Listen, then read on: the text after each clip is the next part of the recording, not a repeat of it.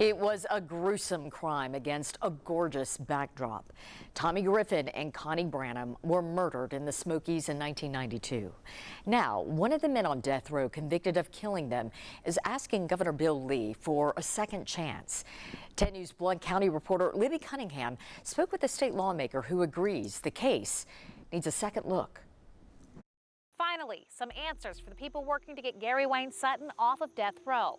Governor Bill Lee had this to say about resuming executions in Tennessee. I suspect that we are closer than further from having a protocol in place, and we'll be allowed then to continue that process. It's not the clearest answer, but it's the most the governor has said about executions recently.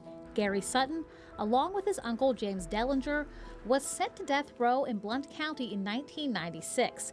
News reports about the case set this scene. Tommy, Gary, and James all went to a Blount County bar in February 1992. Everyone got drunk. Tommy got arrested, and James and Gary went to bail him out of the Blount County jail. Tommy wasn't seen alive again. His sister went looking for him, and she ended up dead too. Well-known Tennessee private investigator Heather Cohen's taken on Gary's case for exoneration.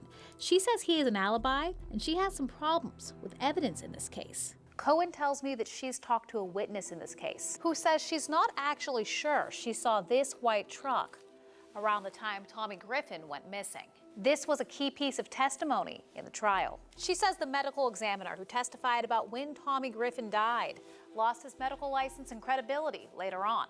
And the placing of two shotgun shells laying side by side in a crime scene photo is impossible. And they have this other photo where they went back after they had done their search of James Dillinger's trailer, coincidentally enough. Then all of a sudden there's these spent shotgun shells that match shotgun shells from James Dillinger's. And they weren't there before, and then they were there, and they're laying perfectly side by side. Cohen's investigation has the attention of a Tennessee lawmaker whose district is 300 miles away from East Tennessee. Senator Paige Wally says he's contacted Governor Lee about the case after talking to Cohen. If we are going to have a death penalty and we're going to actually put someone to death, we damn well better be certain the verdict was just. Sandy Branam is the daughter of Connie Branam and the niece of Tommy Griffin. She tells me she thinks the investigators got everything in this case exactly right. And I'm sorry that he's in there where he's at, but he needs to be there. He needs to admit his wrongdoings, because he's going to go to hell if he don't. I think James did. He's in hell because he never would.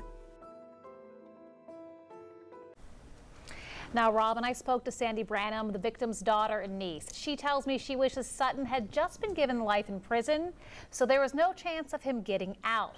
Now, there's more to dig in on Sutton's case, too. We'll have more on that sometime in the future. All right. Libby, thank you.